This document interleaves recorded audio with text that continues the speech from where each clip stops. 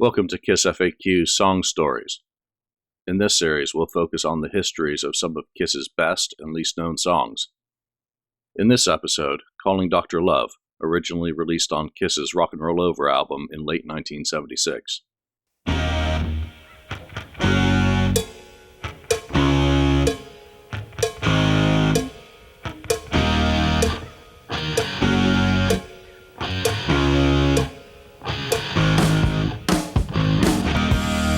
Calling Dr. Love was the result of an ideas journey through Gene's magical musical blender. Through evolution and out of that blender with a hefty dose of voodoo influence infusion and sweat came a song. The combination of a potpourri of disparate ideas evolving into a cohesive signature composition is a strong illustration of one side of Gene's writing methods, or an indication of his creative madness. The song's roots, including ideas dating as far back as 1974, and potentially even earlier, starting as a disjointed lyrical scribble in one of his idea notebooks, commingled with the lyrics of songs such as Strutter and 100,000 Years. Whether that scribble was actually from 1973 or just a matter of utilizing blank space is unknown, but it suggests some of the musical structure for the later piece. That lyrical section included, "I have just begun to live since you've been gone. I understand I'm not your only one. And you say you want to set me free. Don't you know I'll be in misery?" The misery lyric is core to the later composition. Essentially, that's less than parts of 3 lines from the eventual beginning of the composition, but they're all important in setting its eventual tone. No chords were noted at this time. Other lyrical ideas were included in a song called High and Low, in demo form, better known for its form assumed to have been recorded following the Destroyer sessions. In that circulating version, the lyric for another future verse is present. "And even though I'm full of sin, in the end you'll let me in. You'll let me through, there's nothing you can do. You need my pleasure, don't you know it's true." Also used repeatedly in that demo is the phrase "on your knees."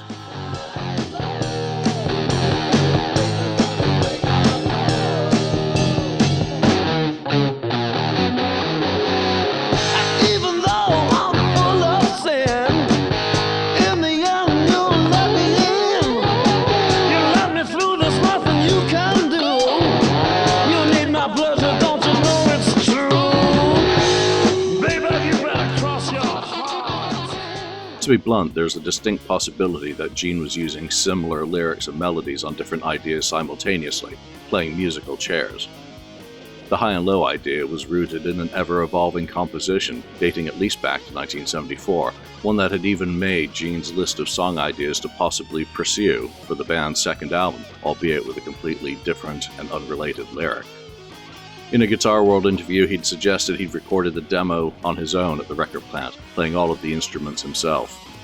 While he was talking about Calling Dr. Love, it seems plausible that he was referencing some pre-magnographic demo, particularly with the address on the cutting room 12-inch acetate being the studio's separate mastering and cutting business. Other directions were later taken for Hotter Than Hell and Dressed to Kill, so High and Low potentially continued to evolve. Equally, there's a possibility that the High and Low demo predates the magnographic demo of mid-1975. That demo was initially released on the Kiss box set in 2001, and later in the Destroyer Super Deluxe Edition as Bad Bad Loving. At this time, a further verse and the core riff have emerged. "I need your love, baby, oh so bad. You're not the only one I've ever had. And you say you want to set me free. Don't you know I'll be in misery?" before going into the Bad Bad Loving chorus. Your love, baby, oh so bad. You're not the only one I ever had. And you say you wanna set me free. Don't you know I'll be in misery? But you give me bad loving. This version flips the direction of the lyrics scribbled in the 1973 era lyric notebook, but the demo feels a very uncomfortable combination of 2 disparate ideas at this point.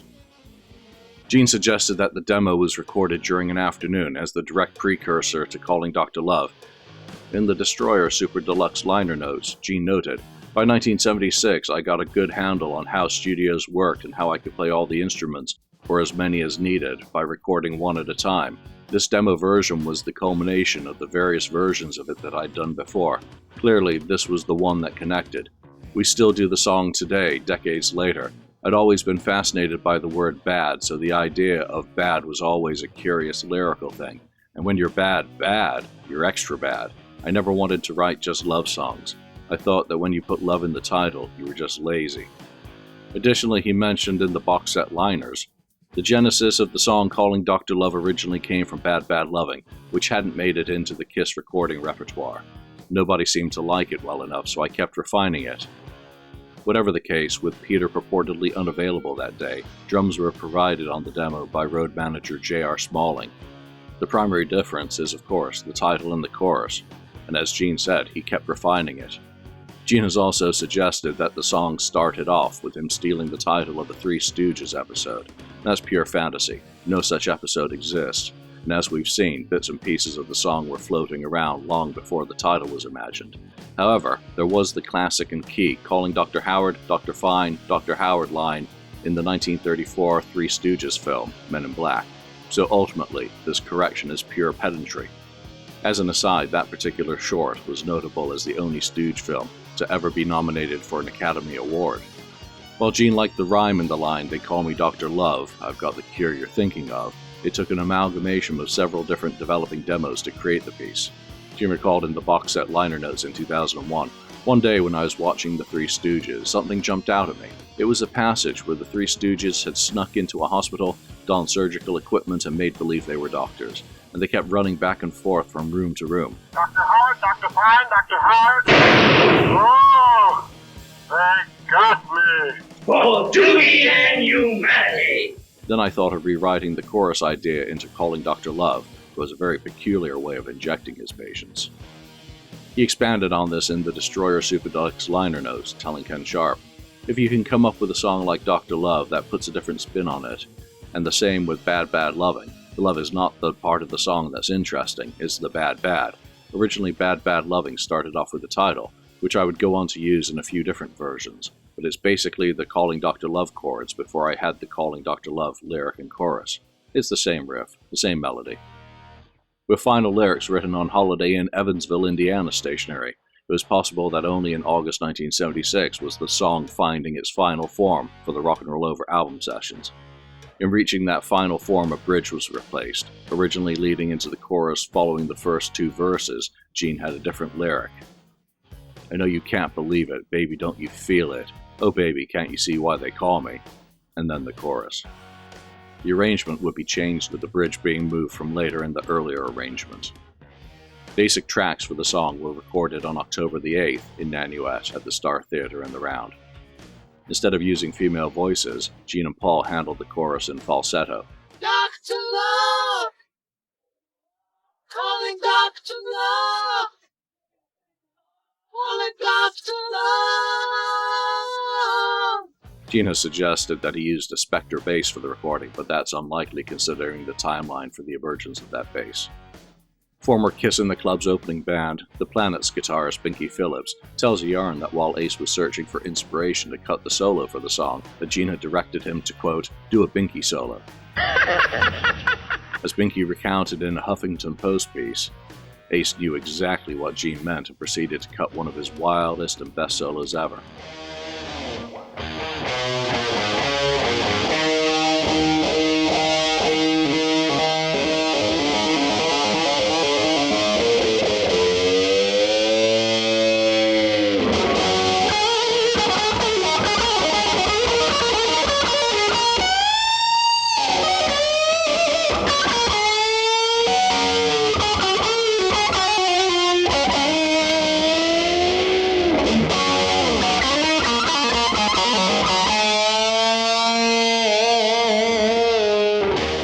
There's little doubt that Ace delivered one of his signature solos with that one. Unfortunately, Gene also later suggested that Kiss didn't quite capture what he'd envisaged for the song, similar to his reaction to See You in Your Dreams. At the end of the day, Calling Dr. Love is a great representation of Gene's less traditional songcraft. It's more of an assembling of a jigsaw puzzle until all the available pieces fit together and painted a sonic picture that made some semblance of sense. The song was released as a single at the beginning of March 1977, immediately taking over from Hard Luck Woman, which dropped off the chart on March the 19th, the same day Calling Dr. Love had entered the Hot 100 at number 71. If Casablanca hype sheets were to be believed, the song became a single due to top 40 radio stations, where the song purportedly became a number 1 telephone request. Record World reported, radio station research has indicated that this cut is motivating sales and requests on this latest LP from Kiss. The Cashbox review noted, unmistakable Kiss material from the opening word. This selection should find a ready audience. A hard-driving rhythm line and straightforward vocals combined with Simmons' distinct style to make a top 40 and FM playlist edition. Record World called the song another rocker, this time in a humble pie vein. Back with Take Me, the single reached a high position of number 16 in May in the United States. While that chart performance was a single spot behind its predecessor, the single did chart for a week longer. The song was also Gene's highest charting solo Kiss composition. More impressively, on the Canadian RPM chart, the single hit number 2 but was blocked from the top spot by Alan O'Day's Undercover Angel.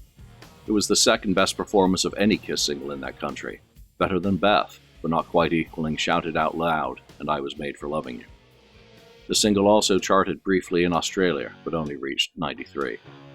In the UK, the song wasn't a separate single release, instead forming part of the first Pie distributed EP released in May, which placed Hard Luck Woman on the A side and paired Calling Dr. Love with Death on the B to catch up on the singles released following the EMI distribution demise. The song was called Hardcore Dog Crap in NME, not surprising during the summer of God Save the Queen. Hype on the reverse of the Japanese single picture overlay, written by the Kiss fan club president of that country, celebrated the group's recent successful tour of the country. It also noted, this heavy track feels like a return to their true potential. Bassist Gene Simmons wrote and composed the song and also takes on the lead vocals, and his songs are characterized by their cool refrains. In Calling Dr. Love, the call and response between the vocals and the chorus riff is actually a superb piece of work. The radio single mix reduced the length of the song by 20 seconds to just over 3 minutes. The reduction is a result of shortening the introduction of the song and starting the fade out earlier. Instead of beginning with a single riff followed by the riff combined with Peter's cowbell, the song begins with a single measure of the riff cowbell followed by Peter's drum roll prior to Gene singing. This edit work cuts 15 seconds off the intro to the song. The second repetition of the chorus following the guitar solo is also deleted. Quite a bit of reverb has been added to the song, noticeably on the introduction and vocals. This version is similar but not quite the same as the later Smashes, Thrashes, and Hits remix. Reducing the time, the single edit starts the fade out earlier, cutting the final 6 lines of the song. Oddly, the song wasn't initially part of the band's set list when touring for the album commenced in late November 1976. Chart performance potentially forced its addition to the set list for the Love Gun tour. A live version was included on Kiss Alive 2 in 1977, and the song remained in the set through the end of the 10th anniversary tour in 1983, after which it was supplanted by more recent catalog songs. A remixed version was included on Double Platinum in 1978. Given artistic license by Sean Delaney, it was provided an alternative effect at the beginning of the song, making it more demonic.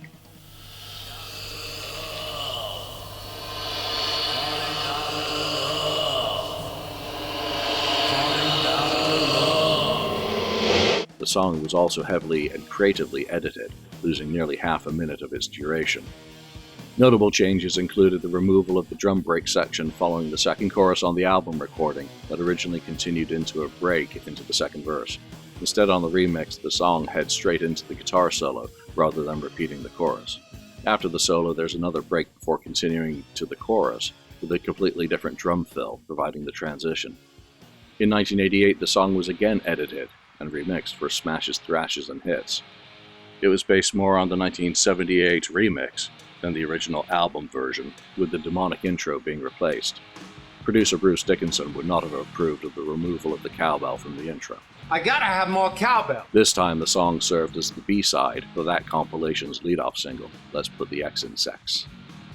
It's amusing that Gene told International Musician magazine in November 1978, I'm interested in writing very disposable songs which you listen to and like for a certain time, and hopefully they'll stick with you for a while. I'm not pompous enough to think that 40 years from now everybody's going to remember Calling Dr. Love, and that's not the intent of the group. I think that anybody who is going for that is pretty much royally blowing it out their ass.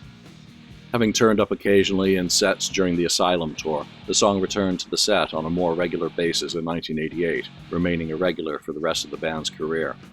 Included on the Kiss My Ass tribute in 1994, performed by something of a supergroup billed as Shandy's Addiction, that band featured Rage Against the Machine's Brad Wilk on drums, Tom Morello on guitars, Faith No More's Billy Gold on bass, and Tool's Maynard James Keenan on vocals. Rolling Stone magazine called the cover top-heavy, somewhat distorted, while syndicated Boston Globe scribe Jim Sullivan suggested the cohort had ripped the sexual swagger out and made it angry and bleak. Calling Dr. Love was one of 4 songs from Kiss Alive 2, reissued on the You Wanted the Best compilation, released in June 1996, coinciding with the Alive Worldwide tour. The song was also included as part of Kiss's Electric set for the Symphony Alive 4 show. The group had intended to have Gene perform his fire breathing during the song, with Paul later sharing on Kiss Online. As far as Gene breathing fire, we had planned to do it in Dr. Love, and I can honestly tell you we forgot to do it at the end of the song. Calling Dr. Love was re-recorded by the final lineup of Kiss in 2007, and first released in Japan and then included as a bonus disc on the Sonic Boom album in 2009. It is one of the few Kiss re-recordings to have seen commercial licensing use, being used by Dr. Pepper for their cherry-flavored product advertised during 2009, including during Super Bowl 44 in February 2010. The Rock Band game version, released as a Rock Band Track Pack Volume 1 in July 2008, has a few overdubs missing, and less stereo separation from the remaster version. However, this version of the song provides the full ending through the hard stop versus fading out on the album. This allows better audibility of the lead guitar flourishes.